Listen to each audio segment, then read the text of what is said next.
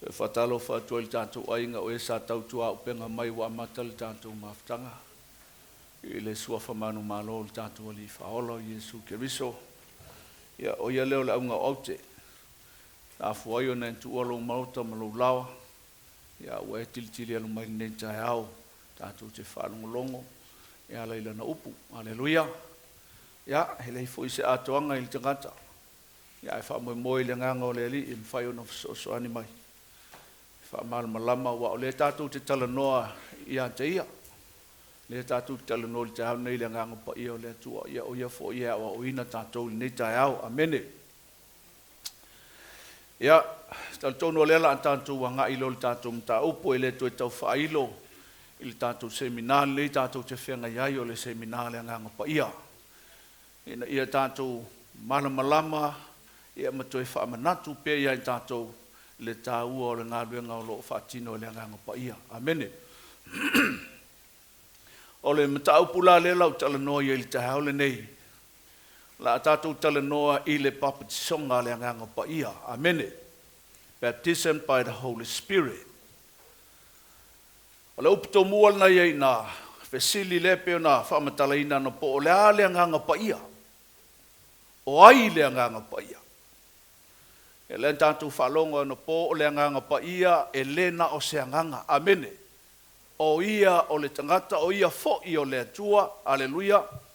O ia fo i na awina mai e le atua e sui tūlanga i a Jesu i le laulangi le nei. A tala noa i le tangata winga o le atua peo na whamai o le nganga pa ia o i o le tangata. Le tala noa e iai ia o na winga e iai fo i langona, iai manatu o le nganga pa ia. Amene. Ma o ia fo i o le atua, o ia fo i o le persona lo na tolu o le atua. Amene. Ia. Nā sau tu sa Ioane lo mtau pos furuono fai upe fitu anga sumar fale la fai tau mai. Ai pe ta ia o le upomoni lava te fai atua ia te outou. E au ngā ia te outou pe au alu esi. Awa a fai o te le alu esi. E le maliu maliso soani ia te outou. Ai a fai o te alu. O te awina mai o ia te outou. A maliu mai foi oia. Na te whailo atu laulangi le angasala, ma le amiotonu, ma le whaamasinonga. O le angasala, awa o le whatuatua i atea. O le amiotonu, awa o te alu atu i lo tamaa, tau te le toi wa ai mai foi i atea. O le whaamasinonga, awa o whaamasinoina le li o laulangi nei. O atu toi i atea o me te le whai atua i ate o tau. Ai tau te le mawhaia o na talia i nei o na po. Ai a maliu mai oia, o le anganga le tupu mai ai le upumoni, e tai e ia i ate o tau i upumoni uma, awa ele tau tala fua ia na o ia, a o mea umai whaalongo iai o ia, e tau tala i lava, ma whaailoa mai a te o tau mea o mai, o ia lava vivi i mai a te au, awa e mawe ia mai a te au, ma whaailoa tuai a te o tau. Halleluiah. O lewa tala no Jesu i, o na o lela sauni e fo i le langi wa mai ala na misiona. Ai whaile ia Jesu ilo na uso, awa o lela walu i le langi, ai a awina mai lesi fesoso ani e peia o ia. Amene. Le la fumatala Yesu fai momua ai peita iau o le upu moni lava o te fai atua ia te outou.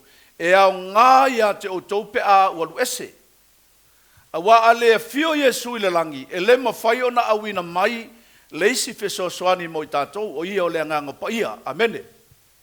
Le la fumai fai upu na suma le tolu fumai ama liu mai la le nganga pa ia. O ia le na te e whapenao na ia taitai tātou i upu moni uma, a waile tau tala fua ia na o ia. Amene. So se mea lawa i whina ngalo ai le atua, o na wheso taile ia Jesu Keriso. O Jesu Keriso i le nganga pa ia, a nganga pa ia ia te oe ma. Amene. Le ala le whamaile whionga pa ia le atua, a tātou whai i le alo le atua i whamangalo. A whai tangata i le nganga pa ia i le whamangaloina, ai sea, a wao le fina ngalo le atua leo lo whai loa i le nganga pa ia. E leo se fina ngalo le nganga pa ia, o le fina ngalo le atua. Amene. E la whamai, le tala Jesu, o le nganga pa ia, o ia fo ia vivi i atu i ate ia. Ma fuanga le leo na mo mie so se worship leader lava. Le taita inga le nganga pa ia, ai sea o na o ia na te taita ia le vi inga. Amene. Oe ma ua na o se me whai ngā luenga e whao ngā le nganga pa ia. Mafuanga le tau ai so o se tai vi inga lava o se worship leader o na ia sa ili le nganga pa ia ai sa o ia tai ia vi inga. Amen. Famai lor fisilina e so ai na. Famai o le Halleluiah o le baptisonga i le nganga pa ia, what does it means to baptize with the Holy Spirit? Le Halleluiah. Amen. Le Halleluiah o le mea ta ua o le baptisonga le nganga pa ia. Mua. O le baptisonga i le nganga pa ia. O le whae atu le ilunga o le tangata whaolaina o le mana mai le antua. E mawhai ai o na avea o ia o se moli mauola mo ke riso. Halleluiah. Toi whafonga. O le baptisonga i le nganga pa ia. O le whae mai le ilunga o le tangata talitonu, po le tangata whaatuatua, po le tangata whaolaina, o le mana o le atua. E mawhai ai o na avea i tātou ma moli mauola o le finangalo o le atua i le lalang. Halleluiah.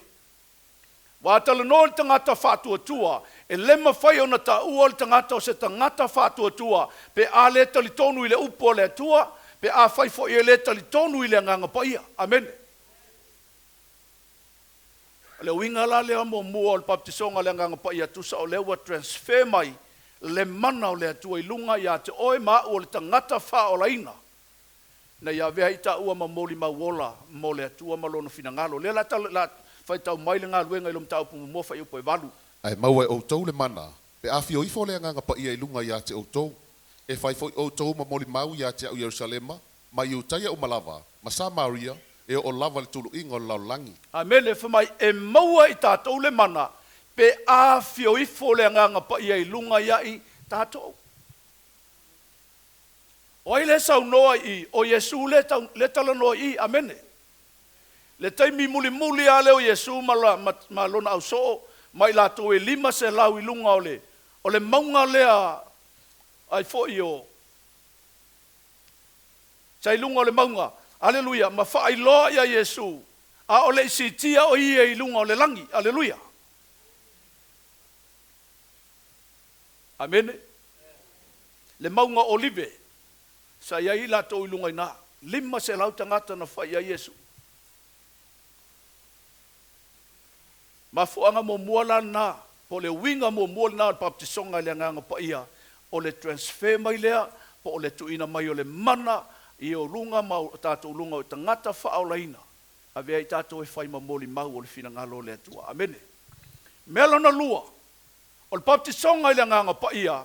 O le whaatau nu wina lea. O le folanga le atua mo le tangata whaolaina. Mana tua mai, o le baptisonga le nganga pa ia, e le i fololaina e le atua mo tangata o le lalangi. Halleluiah. O le baptisonga le nganga pa ia, e whaapitoa lava i le tangata whaolaina. Halleluiah. Whaapitoa i le atali ma le awhawhine o le atua, o e ua talitonu matalia le upo o le atua. Amen. O le winga la le baptisonga, e le ngata a mai ai le mana o le atua ia i tātou e whai ai tātou ma mori mau o le finangalo o le atua e turu inga o le laulangi. Ai o le whaataunuina foi lea. O le folfolanga le atua na whetala ia Yesu. Amene. Luka e lom tau pe lusu mal whawhai pe whasu mal iwa. Whauta foi. O te awina mai a te o tau le na folofolaina e lauta maa. A ia o tau ne nofo le i le aio Yerusalema. Sa ia maua e o tau le mana mai lunga. Whaauta o te awina mai a te o tau le na folofolaina e lou tama. O ai le whaasino i ai le o tau le na. O le whaasino i le tangata whaolaina. Whaasino le tangata talitonu. O le tangata whaatuatua. Amene. Whamai.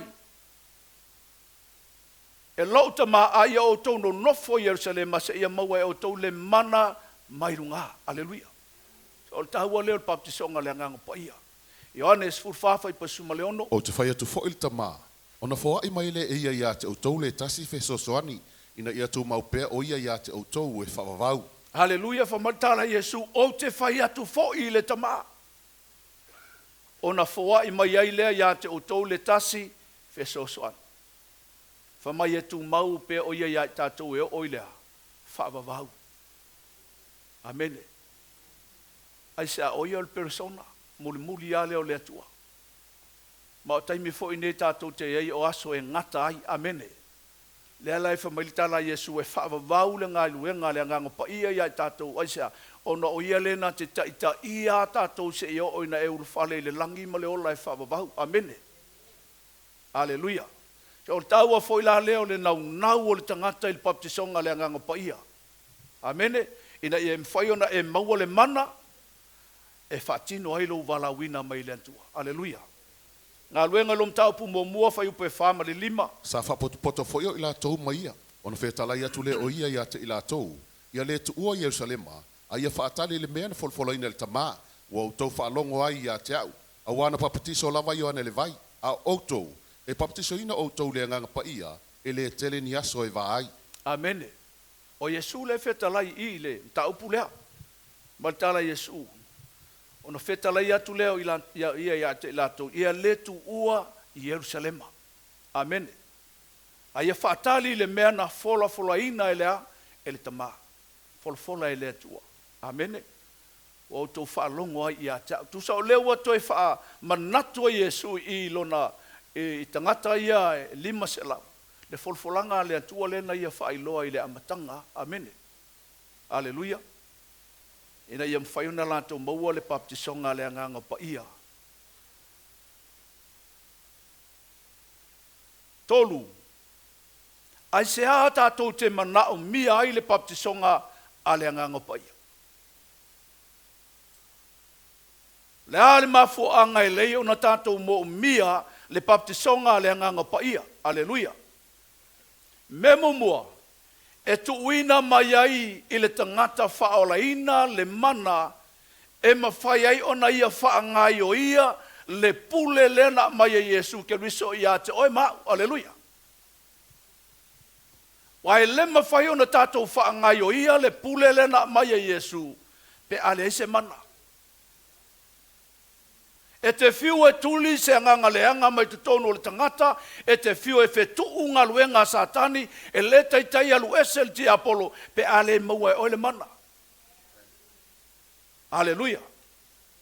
So le taua le lein tātou mo mia, le baptisonga le nganga pa ia o le atua, ina ia e mawhai ona e whaangai o ia i le mana lea mai le nganga pa ia, le pule le na mai e Yesu ia te oima. Luka ilom tau po iwa lon fa iu mua.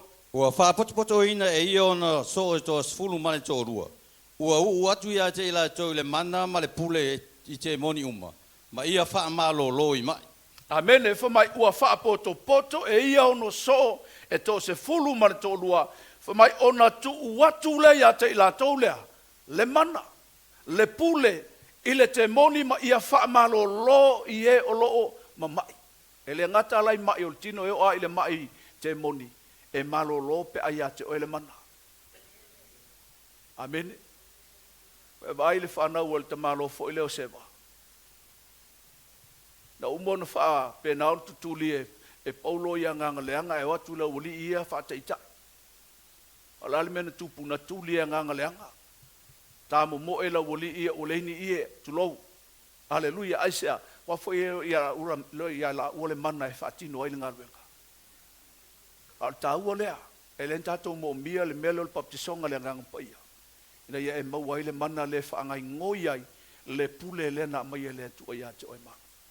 E le ia vea le pule le tangata o le laulangi. Na mai so o Yesu ke riso o e muli ia Yesu. Le foi la ia te oima u le pule lea. Ai mawhai ona tātou whaangai o ia. Ina wa ia te oele mana o le nganga pa ia. Amene, Lukas fulu fai pasuma leiva. Whauta, o te fōa ia te outou le pule soli ei ngata ma akarawa, ma le malosi umo le fili, ele ai lava se me le angai outou. Mai ele ai ma se me le angai oe. E te tuilu ngol ngata, e te solia i lalo satani malona malo i uvae, Halleluiah, e ala i le pule lena mai e le antua i ante oe. Amene. Ai mawhai ona whaangai ngoi le pule lea i le mana lea o le nganga pa ia.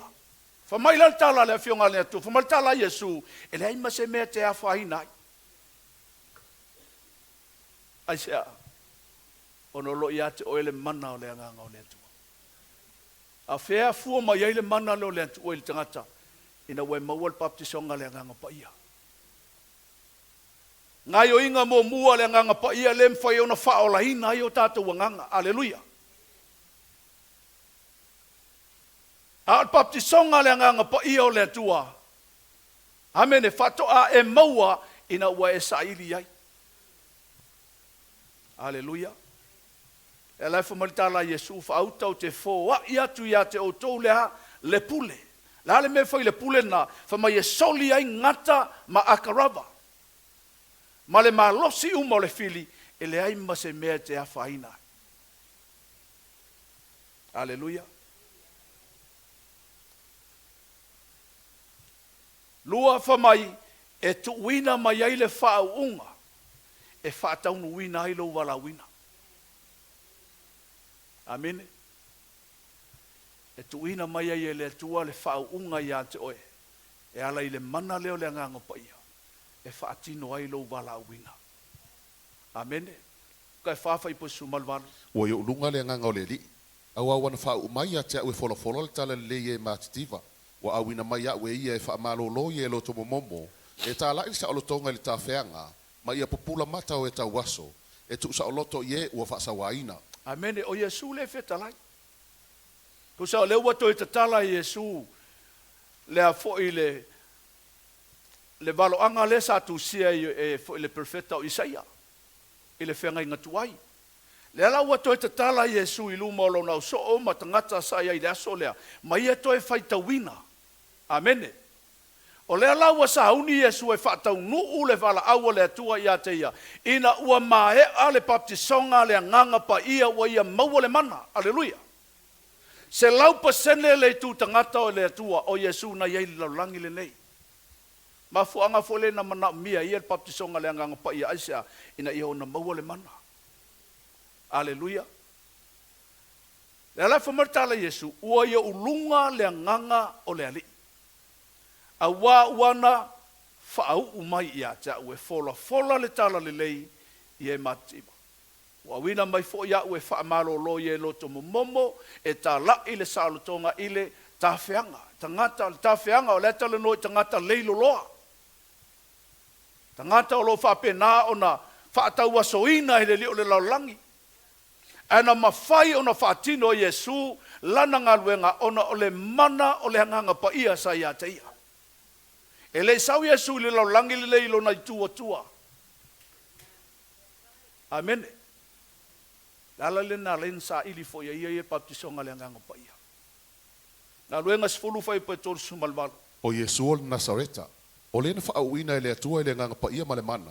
O ia sa whemali wa i manga le leima wha malolo atu ien wha ato ila loina umalava. E le ti Apollo. A wasa ia te ia le atua. Si? Whamai o Yesu le Nasareta. O le na whaau wina e le atua ile anganga pa ia. Pai e oa ia Yesu sa ili le anganga pa ia. A whaila sa ili Yesu na te mo mia le mana le kalesia. E te tau fo ilan tātou nau iai. Ai se a, wafo tātou te le ma whaia se mea. E le kai ila se ke mongi. Halleluiah, po le ale le leo lau launga, o le ase le leo o le tātou launga, o le ase o tātou ilo, le upo le atua, ai ale ai se mana, halleluiah, le mawhaina sola e se nganga leanga, halleluiah. Tā ua leo le baptisonga le nganga pa ia, halleluiah. Le mai o Yesu o ia o le Nasareta. Ai na wha wina la Yesu e le atua e ala i le nganga pa ia. Lea na ia maua i le mana. Halleluiah. Lea na mawhai ai o na whemari wa i Yesu. Ma whaatino le ngā luenga la vea i tangata. Whaamalo lo mai. Tutuli a nganga leanga. Aisea o na wai a te ia le mana. Le mana o le nganga pa ia. Halleluiah. Wai a te ia fo i whaunga mai le nganga o le li e. Tutuli ai te moni. E leo se mea fo lele tātou ta whawa, lua tutuli le nganga leanga e leo i se mana, amen he. Halleluiah. Tolu.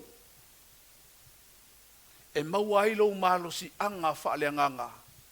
Molo soifua au nai le atua. Amene. Whamai e maua ai le malo si anga wha le anganga o le tangata. E ala i le baptisonga le anganga pa ia o le atua. E whapena o na whaatino ai lau o nanga i le atua. Amene. Ai le iate o ele mana o le anganga pa ia.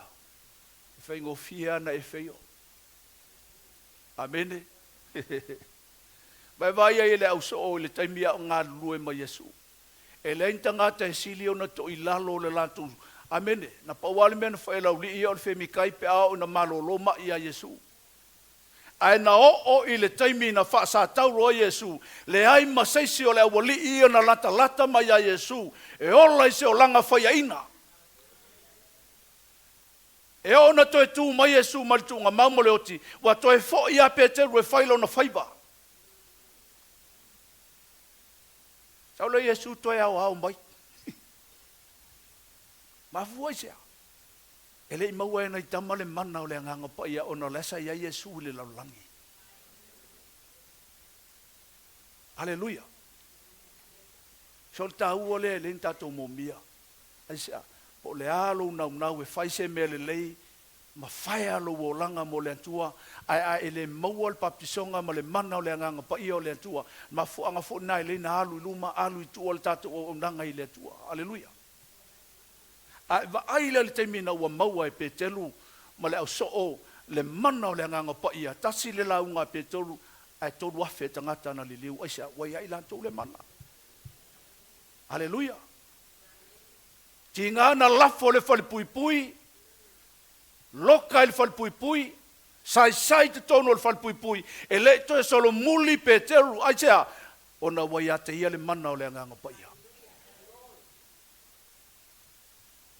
Halleluiah. Mai e mo mia foi tatou le mana baptisonga le anganga pa ia. Mo lau taua wha le anganga.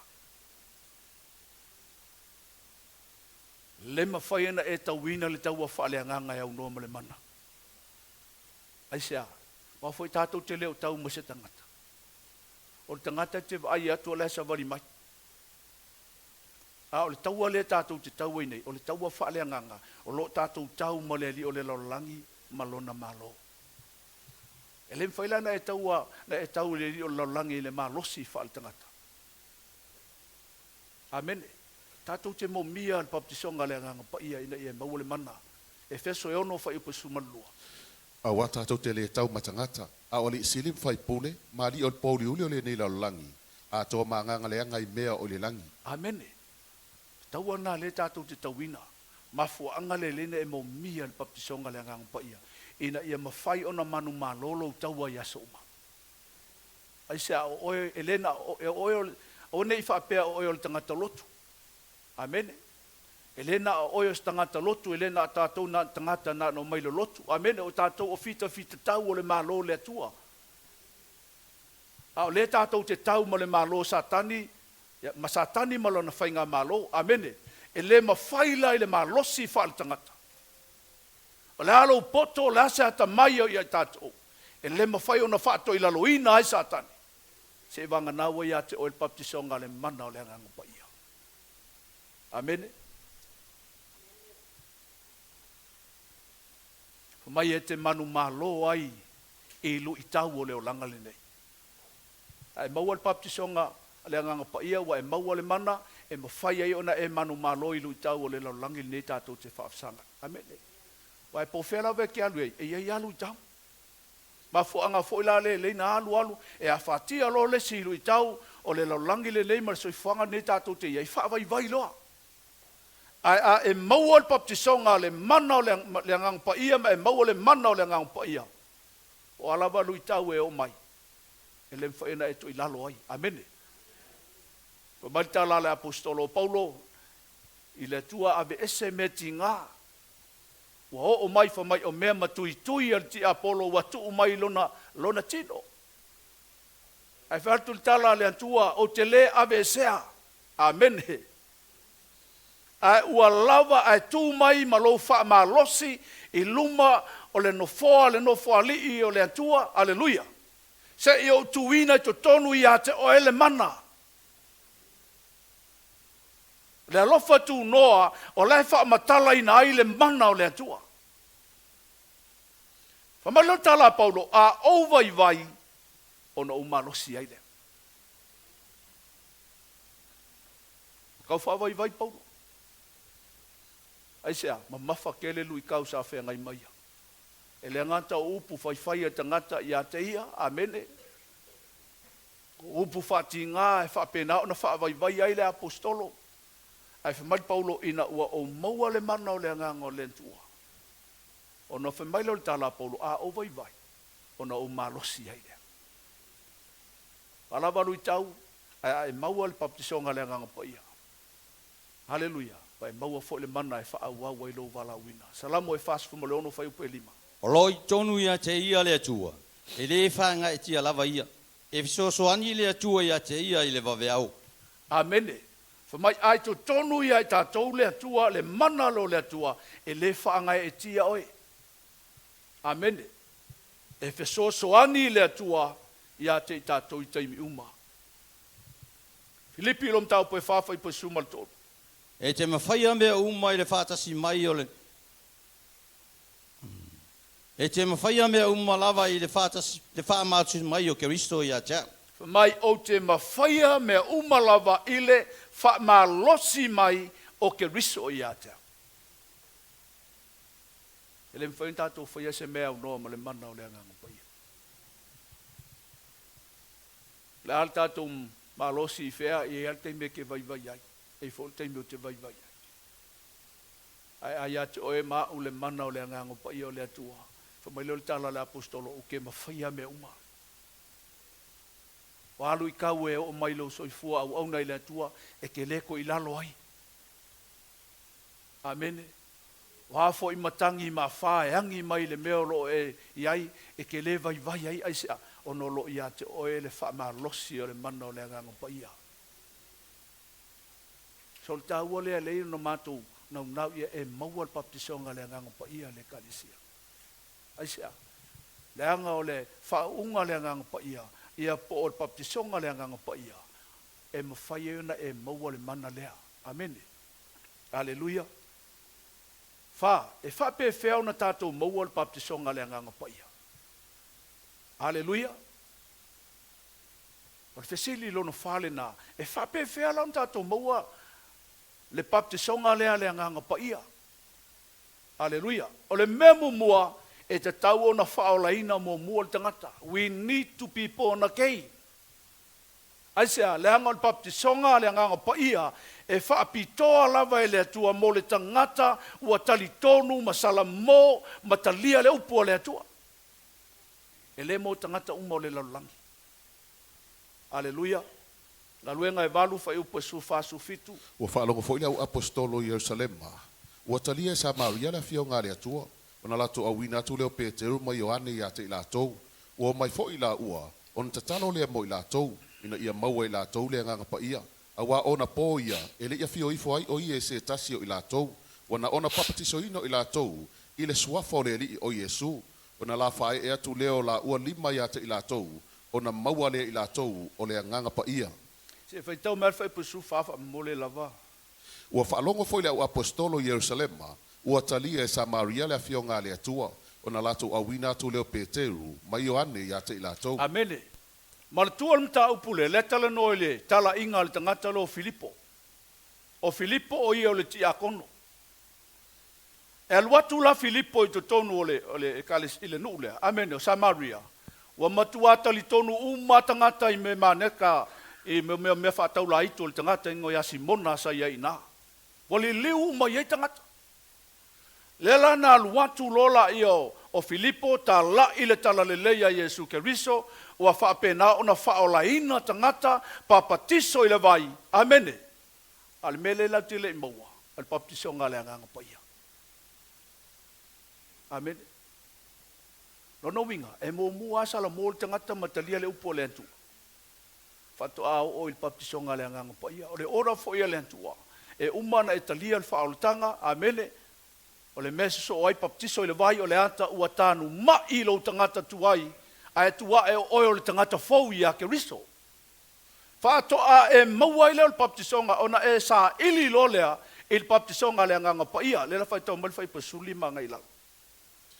Ua mai fo i la ua, on tatalo lea mo i la tau, ina ia maua i la tau lea nganga pa ia. Awa ona po ia, e le ia fio i fuai, o ie se tasi o i la tau, wana ona baptiso ina o i la tau le suafo le li, o Yesu, ona la whae e atu lea o la ua lima ia te i la tau, ona maua le i la tau lea nganga pa ia. Amene, o malona whaola ina le nuu, papatiso i le vai, Halleluiah, o le anta ua tanu mai ili tangata tuai, mea na so ai, baptiso lo i le nganga pa ia. E la whatoa maua i lo i le mana. Lo winga e le whaalaina, e le whaina i maua le baptisonga lea. Halleluiah. Ngā luenga sifuruiva whai muamuanga i le ono. O na pona iai a polo i Korinito, ua tua na iai e Paulo nuu maua lunga e o le Efeso, ua na iloa i si so. O na whai atu le o iai ate i la tau, na maua e o tau le nganga pa ia ina o tau whaatua tua, ua whai mai i la tau ia te ia, na mātou le langona lava po ua fo ina le nganga pa ia. O na whai atu le o iai ate i la tau, pe na baptiso ina o tau lea, ua whai mai i la tau, o le baptiso ngā Ioani. O na whai atu le o Paulo, na baptiso lava Ioani le baptiso ngā le Salamo, ua whai atu le nuu, ia whaatua tua i la tau i le mulmuli mai, o keriso Yesu lea, ua whaalongo ai i la tau, o na baptiso ina le suafo le li o Yesu, ua whae e atu fo i e Paulo, o na lima i ate i la tau, o na o leo le nganga pa ia i ate i la tau, o na tau tala le ngangana ese, ma perofeta i la tau. Amene, vai ai, mua maua le uli i el whaoltanga. Whatoa o ai wal baptisonga le a Ioane, baptisonga le Salamo, amene. Na mua Salamo talia le upo le atua, whatoa papatiso i lo lantou i le baptisonga le nganga pa ia o le atua. Amene. E ora le mea le atua. Ai foi la kaimi. E ke le kaualu i le vai, Halleluiah, aisa e pule ale atua ia. Nganga e kalia al whaolakanga, papa kisolo oile nganga pa ia. Ai fsili mai aisa e pule le akua. Maltala Ioane ai Peteru na whaile au so oile, tu se ngā luenga sumaltasi ia o ai ea uo te vavao atua i le atua. Amen. E pule ale atua ia iana mea. Amen. E le se mea kau fika inga ika kufapia. E wai le upapa kiso la vanga i le upapa kiso le vai. E pule a le atua. Amen. Lua. O lea ngā e na ia whapena o nā tia e ailo whatua. Ia tia e lo whatua tua. Ina ia maua le baptisonga le nganga pa ia. E le mawhai o na maua le tangata le baptisonga le nganga pa ia. Pe a e le whatua tua. Pe a e le talitonu e te sau masalo salo. Halleluiah. E ke koe foi masalo salo ala. E te le maua le baptisonga le nganga pa ia o le atua. Aisea, a wafo e le so whatua tua. Ta ua le whatua tua. Ina e maua le baptisonga le nganga pa ia. A sau foi la le vala au. Ia e tū malo whatua tua. Langa le whiawhio i le nganga o le li e sirisila le loto le tangata. O le tangata le mana oi. Amene. E lo oile pokalame len fa amtala le tatu tamatu ta ia Williamu maliu. Ile pokalame le tamalolo pio sa priskis na fa sa mo. Wa ko leo ka ngaka ya ko fa malolo fo me wa kuso aku i mo meo witea. A Williamu la ku fa fo wa ko o mo pokalame. O so mai fa fa ko i Williamu ko inga wali e fa mai ya awale nga o mai ya kiki e witea le la ko fo ya le kiki. Mai Williamu wa tangi mo fa pe akule tua lan mo ele fa malolo ai o tangata. Ai fa ya tule nganga o le tu e Williamu. Nganga ile ai so la tu fa tu tua. E o mai masol salo. E o mai le tonu. Le alana le ona le fa malolo, e le fa pe o le ma fa ia le tu no fa malolo. Ai pe ta ya ne le ai se fa tu tua. E o foi la baptisonga le nganga pa ia le kalesia. A e sau e te le whatuatua, te sau masolo salo, te sau le talitonu, e te sau e tofo i le atua, e te le alu, e te alu e le se metemo. E sau e te whatuatua, e mawhai e le atua e mawhaina e maua le baptisonga le aso le nei. E oe whafonga a e maua le baptisonga wa e maua le mana. Whahau au wailau wala awina mai leli. E one fitu alon fai petor sumal valto sumalai. O se whatuatua ia te au, e whapei on fai mai o le tusi, e tafe mai o vai tafe mai tonu ia te ia, o le vai ola lava, ua whetala ia to o ia ile nā upu le nganga, e maua i lātou ua whatuatua ia te ia, a wā o na pō ia, e le i maua i le nganga pa ia, a wā ele i o Yesu i lona mamalu. Amen. Le lātou fai tau mai fai petor valu wha mole lava. O se whatuatua ia te au, e whapei on fai mai o le tusi, e tafe mai o vai tafe mai tonu ia te ia, o le vai ola lava. Fa mai o se whatuatua ia te. E tafe mai vai ola i tonu ia te ia, le tala noa i le nganga pa ia. A tala noa i le vai te tonu le fionga pa ia le atua, e lua mea o lo wha matala ina ai le vai, o le upu o le atua, ma le nganga pa ia. Fa mai lan fai petor sumaleiva. Ua whetala i ato o ia ile nā upu le nganga, e maua i lātou ua whatuatua i a te ia, a wā o na pō ia ile i maua i le nganga pa ia, a wā ile i o Yesu i lona mamalu. O le whetala Yesu i le nganga pa ia o le atua, e maua i le tangata i lona whatuatua. Ai sau fo i lali te auli nei, sau malo whatuatua. Awa nei e fo i fua. E sau malo mauti noa e te sau e te halu mo le baptisonga le nganga pa ia. O e whatino ina le baptisonga le nganga pa ia, e le o mātou. O Yesu Keriso. Martala Ioane i le aso le baptisonga, o au o te baptiso i le vai, a o ro muli mai le na te baptiso i a te utou i le nganga pa ia male afi. O ailea, o Yesu Keriso. Na pau ale se senga o tātou leto i wa ai atu i a te ia i le tino le nei, a o ia lava le whaatino ina. O ia le na wha i loa ina mai le wholofolanga le atua e tātou te maua ili baptisonga le nganga pa ia, o ia fo ina te whaatino ina. A saula le tae le nei, sau malo whaatua tua, o lo whaatali Yesu i a te oe tono le whale le nei, e baptiso oe. E sau malo whaatua tua. O e te sau masau salo. A whai wa ele la vai lo le ola, whai a ina i as oma, sau e avele mana o le anganga pa ia.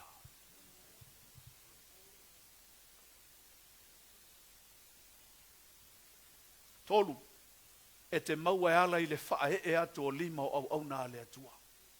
Ai sea, le anga o matou lima, e whai maa ao le atua e pa i atu i ate wai.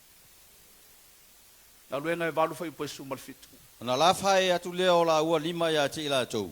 Ona maua lea e i la tau o le anganga pa ia. Amene. Lima o ai lena whae e ilunga o tangata Samaria. Lima o Ioane ma Peteru. Na lai o na maua e tangata ilo lato whaatua tua le whaunga le anganga pa ia. Mar baptisonga le anganga pa ia. Amene. O Ioane ma Peteru au na le atua o tangata soifua e peia o tātou. Ai na whaunga le atua o la lima.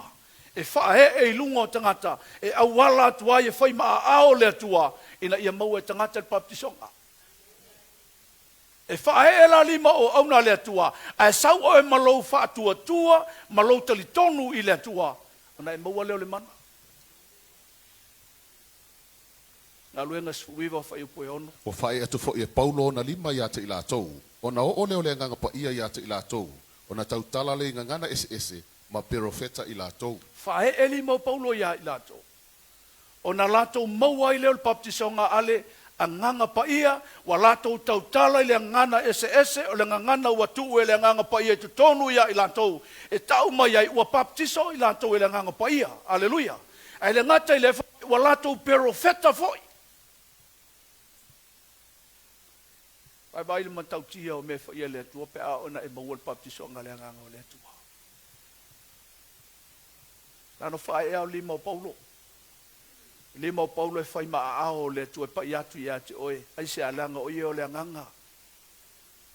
O le fofonga o le whailaunga e whaima, o le ngutu o le whailaunga se tu lo e whaima fofonga o le atua ta watu le upu. A o le atua lai wheta lai, pe whala leu te tui luma nei, o lo tui luma o le atua. O ie ana le upu.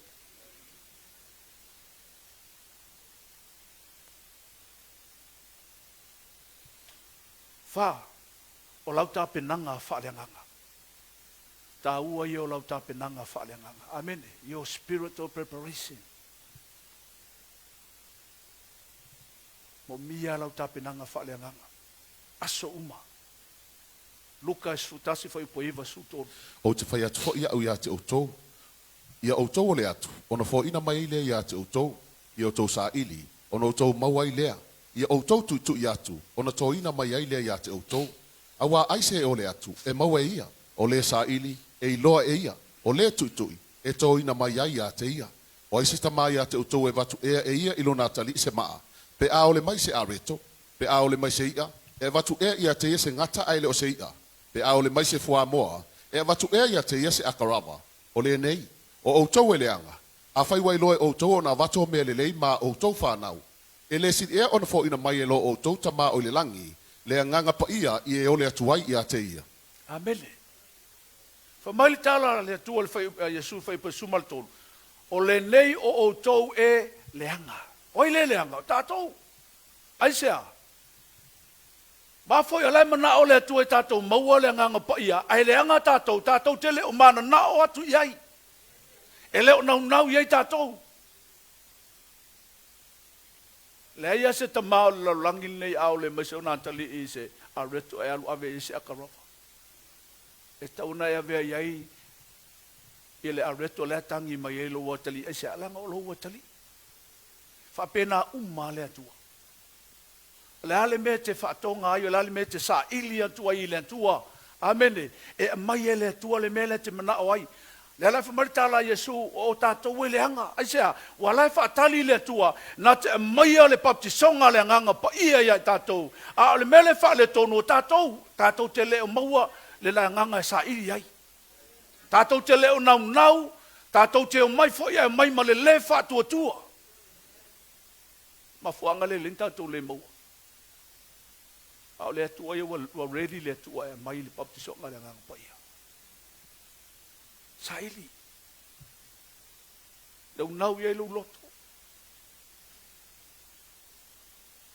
Ina ia e mau le baptisonga le ngang pa ia. Ngā luenga mo mua whai pasufa.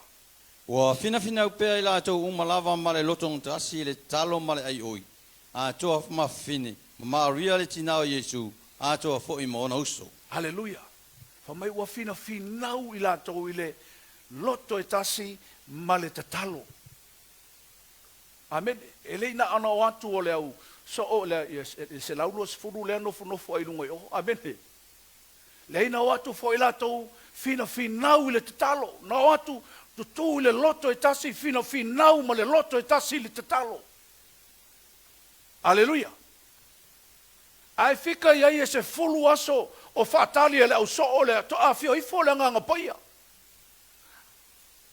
Ana o nisi tangata ua umatu lo le aso lua whape a ka kou ka ape. Lo inga ele o ile mea. Sau lo le sau ngā mua whawai loa. Amen. Ai whamai ele i whawai le uso i le whaatalinga le nganga paia. Ngā ruenga e lua whai mua ngai wha. Wo o atu fo i le aso Pentekoso, sa iai i lato umalawa le mea tasi ma le loto ngatasi, o na whaafua se i mai leo le taalili ma le langi, pese i o le matangi wangi tele mai, wa tumu umai le fale sa lato no nofo ai, wa i loa fo i lato o laulau whaiva afi, pese i o le afi wa vaiva ina, wa nofo i o lato lunga ta i tō tasi, wa whaatu tumuina fo i lato umale nganga pa ia, wa afu ai o na tautala ngangana ese, pei ona fo ina mai ele nganga o le ngangana ia te ilatou. Ai vava ai ele me mo muale ina fa mai ua o atu fo ilaso Pentekoso. Sa iai lato umalava i le mea tasi ma le loto e tasi. Tasi le me silion ta ua i lo nofa tali ma lau ta pena. Aua ne ese me tinga i se stanga. Le ngai whain mena ma poloka i lau nau atu i baptisonga le nganga pa ia. Wa tali tonu. Po le ale folofolanga na folofola Yesu le au so ia la to te maua le baptisonga le nganga pa ia. Ai ana le tasi o la to loto. Ele kai la ko maua. Taua ia. Sau fo e sau mamai lu mo lentu. Awane ye se mea pisi ai o tatu loto i se mea pe a whaina i lo fina ngalo i se mea se tangata. Halleluiah. Sau malo loto fia. Amen. Ne e maua baptisonga le ngang pa ia. E vava aila inga ua ngofo le wali ia ma le loto i tasi ma te talo i le mea tasi. O mai o na lato whaalongo ina le peise i o se matangi uangi mai. Eisa le ngang pa ia le wafio ifa. Tumu mai le fale sa lato ia. Lato wa aya meo lau fai wafi lunga ia i lato taito tasi. Se lau lua se fulu lato sa ia i lunga ina. Lono winga se lau lua se fulu fo i lau fai wafi sa i lunga o tangata. Amen. Mafua isa. Ta ua ia lau tapenanga. Halleluiah. Tapenanga fale nganga. 5. Famaila le melo na 5. E whape fea ona i loa ua baptiso ina o ele nganga pa ia o le atua. Whape ona i loa. Nā luenga lua whai muamuanga ni wha. O atu fo ila so Pentekoso, sa iai ila to umalava le mea tasi ma le lotonga tasi. Ona whafua se mai leo le taalili mai le langi, pese i o le matangi wangi tele mai, ua tumu umai le fale sa la tono nofo ai. Wa iloa fo ila to o laulo whaiva pese i o le afi, ua vai ina, ua nofo i o la to lunga taito tasi. Ua whaatu tumuina fo i latou umai le nganga pa ia, ua afu ai ona tautale ngangana ese, pei ona fo ina mai le nganga, o le ngangana ia te i latou. Amene.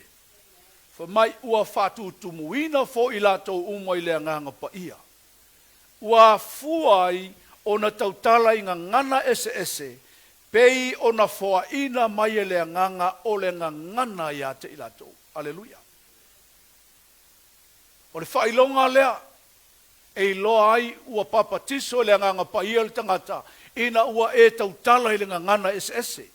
A o le ngangana lea, e leo se ngangana e whai le tangata, po o se ngangana ao, halleluiah.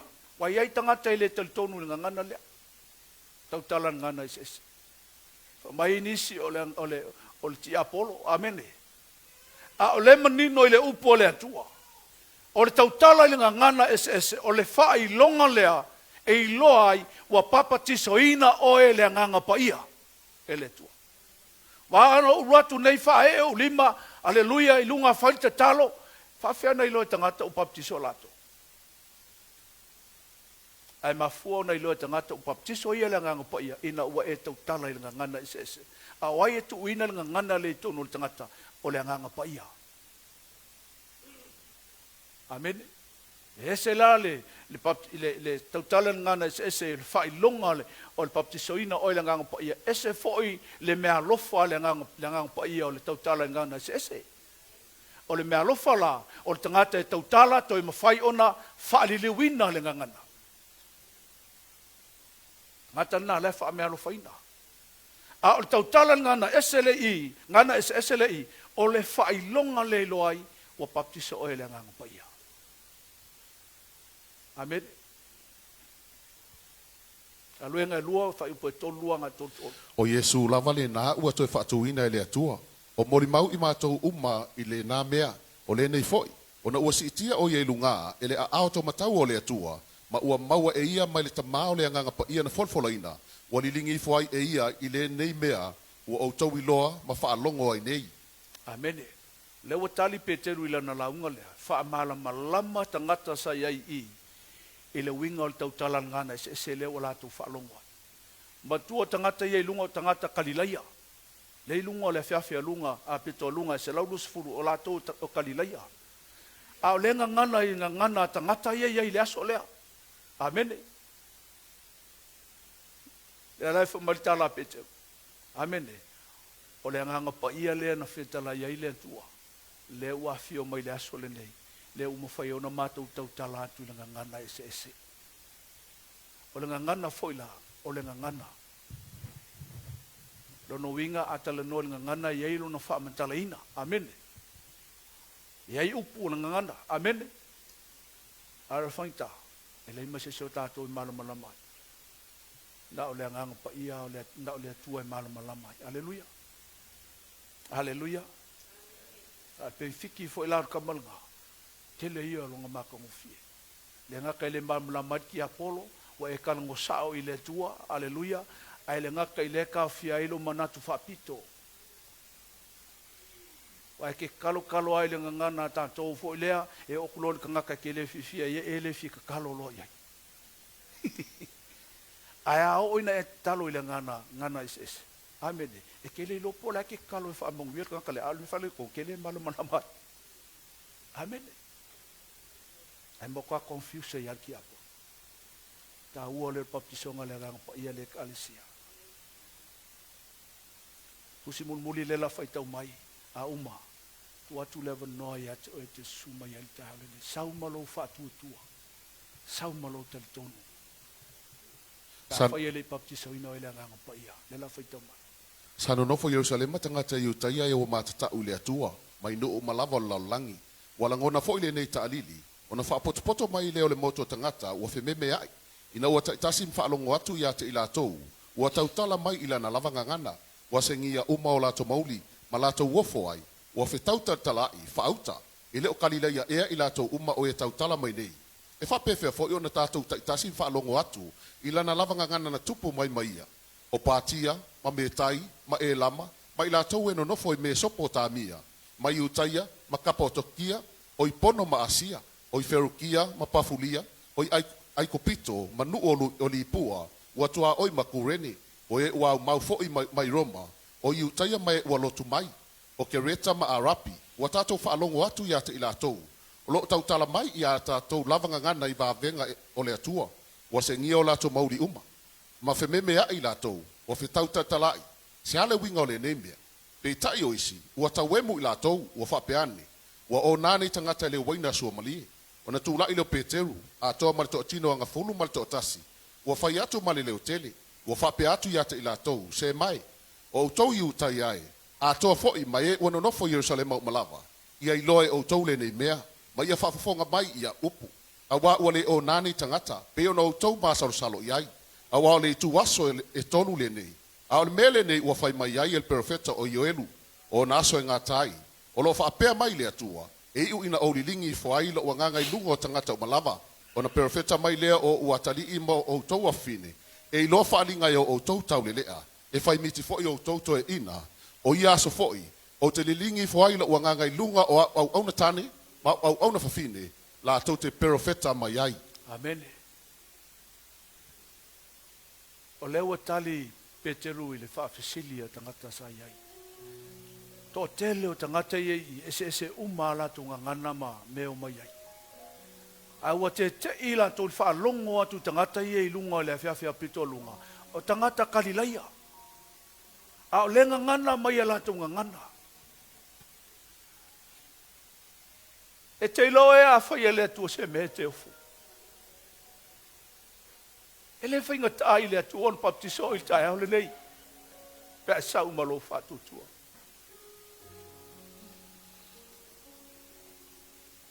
Mai tala nisi tau e mufa mai se wa ona nani tangata. Mai tala Peteru so. Fato atasu lua le wauli le se ona le wauli.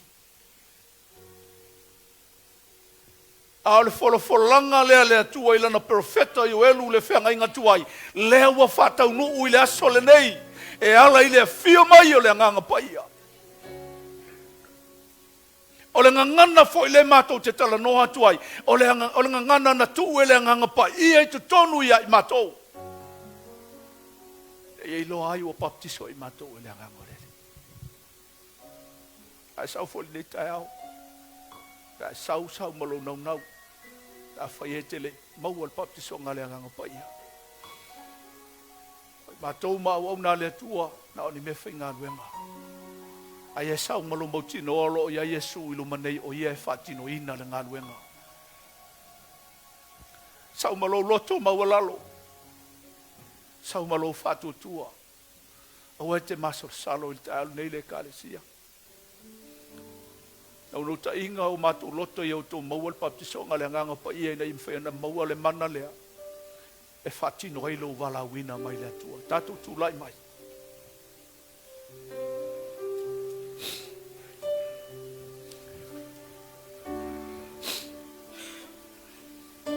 O te whatali le pesi. A nau nau iai e na sumba le ilu manei. Sau malo whātua tua. Hallelujah. Stay in your presence is what I desire.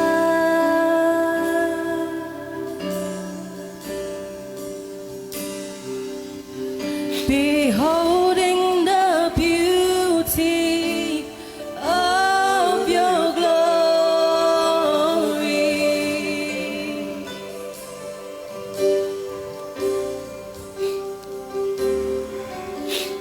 Feeling the tender Au e te vai foi le isi tangata. of your E love. sau malo whātua tua ilu manei.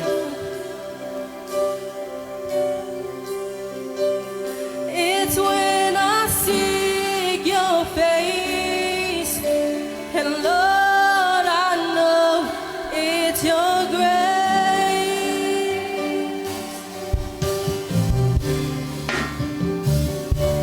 Au le whae atu puia au au Your ngā lea tua. presence is Tātou luma nei. what Never noa le nei e te tala noa ai o i lea tua. Tango e tuku i lea tua lo mana onga i le tau le nei. Mai whai i lea tua. Tala noa ai malo whātua tua malo tatonu. I lea tua ni tau le nei. of your glory. Yes, Lord, thank you, Jesus. Thank you, Holy Spirit. Feeling the tenderness of your love. Tala lo roto ia te ia. Yes, Lord, thank you, Jesus. It's when I seek your face, Lord, I know it's your grace. Tangi atu i lo ta sa ia i lo roto i le tau le nei. How Lord, thank you, lovely is your dwelling. O Roma Santa Ramo Koro Saile Dea. How Sikono mo ia te re masikara papa. Pro Santa Ramo Sere Kada Dea. step by step, you're setting the pace.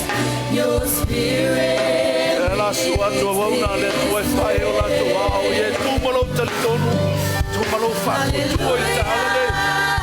Yes, Lord, thank you, Jesus. how lovely is your dwelling place. How awesome is Tala lo roto ia te. Tūmalo whātua. Yes, glory. yes, I seek your face. yes, Your strength yes. is all I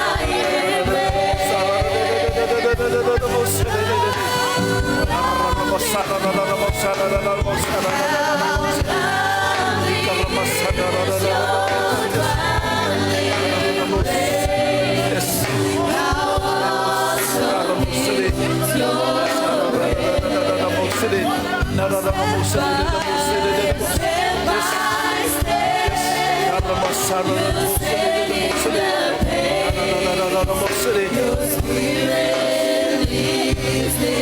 Yes.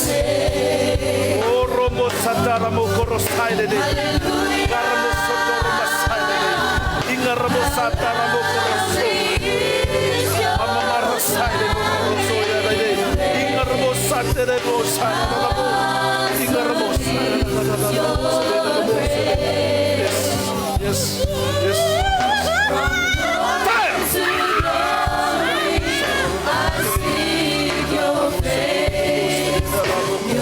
It's all I embrace. Fatumu mayau, ilohu babalu, le mana lea o Yesu. O se mafaya me uma, ilohu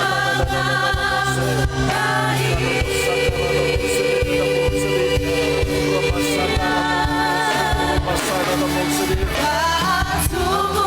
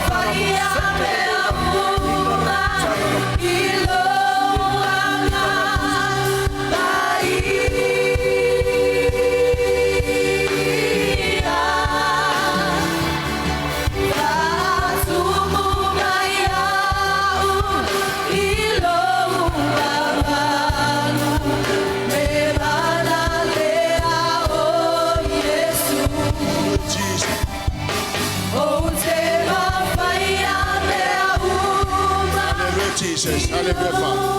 Hallelujah, Lord. You know, there are people here who have not received the baptism of the Holy Spirit. Vayoto, this is the most desperate need we have. But because of not like tato loto, but tato attitudes. Hallelujah, Lord. But you know, the Holy Spirit is right here. He wants to touch you. He wants to empower you. He wants to give you the power. So you can live your life, so you can serve God. We cannot serve God with your strength. You can only serve God with the power of the Holy Spirit. Hallelujah, Jesus. Afayetele I papati so oile ngang pa iole atua. Pe iole mele na famatala tu olota utala le ngana ese. Awa ke fefe. Awa te popole folisi tangata. Come and stand here right now in the name of Jesus. Let the Holy Spirit, let Jesus minister to you. Hallelujah, Father. La to usul pesele tu atu lava nola. Because langa le mafayo no wa ese mele tala no ma ile nganga ole tu ye tao. Hallelujah, Jesus. There are people here. Hallelujah,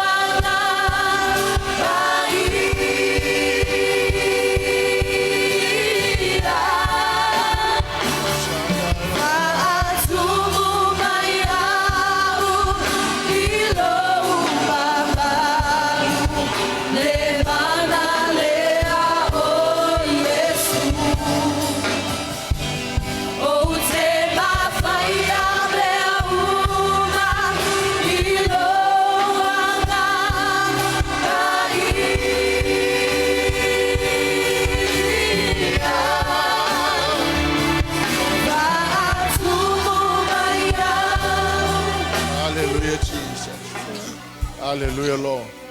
There are still people here who need the baptism of the Holy Spirit. You cannot go home. You cannot avoid this. This is what will help you.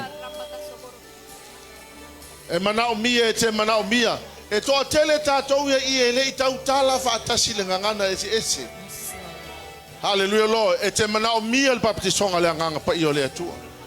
Kusa po o se ko inga po o se e ko kele tangata ia I le papatisoa. You cannot go home like this. You cannot avoid this. Hallelujah, Lord. Ana le feta lai le nganga pa I o le tua. Hallelujah, Lord. O le feta lai mai le nganga pa I o le tua ia tia. E to tele tatou ia I le papatisoa le nganga pa I o le tua.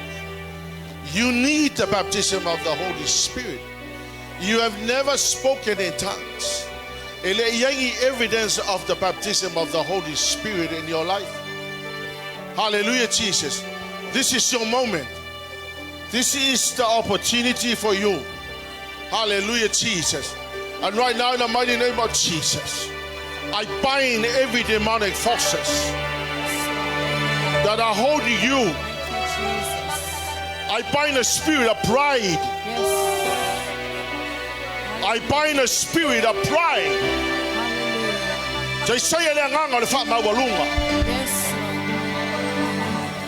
I bind the spirit of fear. In the name of Jesus. I bind the spirit of bad attitude.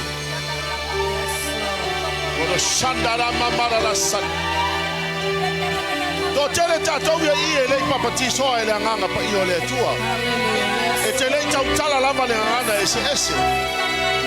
Alea te tutuma e ke recheck tinga le mele. Shandara mamara ra sandara mata. Iriera baba baba ra sandara mara yasa. Shikioro mata ra sandara mara ra. Shioro baba baba ra sandara mara.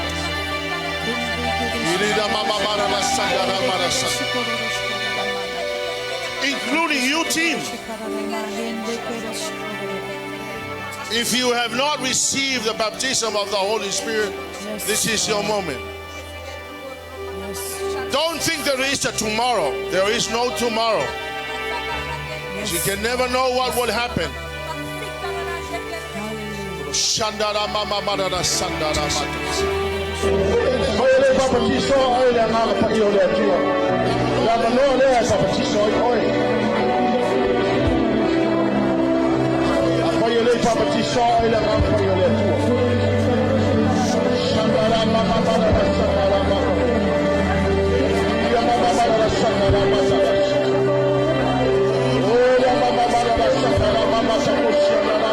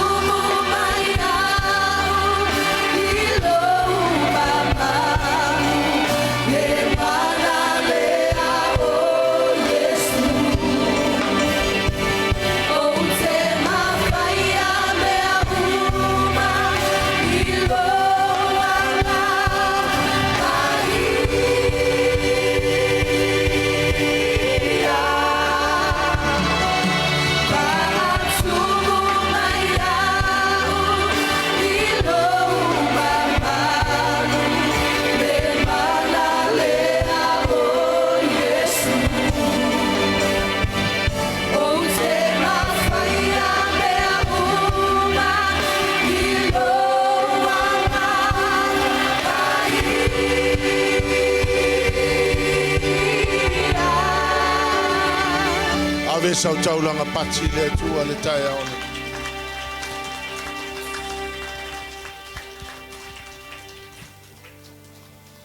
Hallelujah, Jesus. This is not just another session, another punch of information. This is truth. Ole me moni ale le wala unga mai tai aole nei. Ma te whaatu fo ia toi, aua ko ke misia mea ia e sau waile atua e tala noa mai a tātou. Because before the baptism, Peter was a failure. After the baptism of the Holy Spirit, he was bold as. If you want to live a victorious life, it has to be the Holy Ghost. If you want a successful life, it has to be the Holy Ghost. Hallelujah, Jesus. Se alale ngang pa ia na faula ina ai oe. A second experience le mana o mia tato. A ololal taime fa ia iwa au. Au te fatamala. Don't ever underestimate the simplicity of time and our humbleness of the opportunity can take you to the next level. Sila yo lima le tu el tai. Have the hunger spirit. Have the hunger attitude. Peo ta vita va mai ta vita. E peo na nau ole aila le vai tafe va pena na nau lo loto ya te oe. Awane ingata I o tapuwai. Awane ingata I o tulibai. Awane ingata I o tauau. Ai au au ilo mama. Awane ingata I o tapuwai. Awane ingata I o tulibai. Awane ingata I o tauau. Ai au au ilo mama. Awane ingata I o tapuwai. Awane ingata I o tulibai. Awane ingata I o tauau. Ai au au ilo mama. Pura peleva. Ilo wanana fatumama. Ilo mamalu lo tamae wanao tamalia. Yamupuna, hallelujah, Lord. Yamupuna peleva. Ilo wanana fatumama. Ilo mamalu lo tamae wanao tamalia. Lord, tamai wana oe. Lo tamae wanao Lord, tamai tamalia. wana oe te mali e ai. Lord,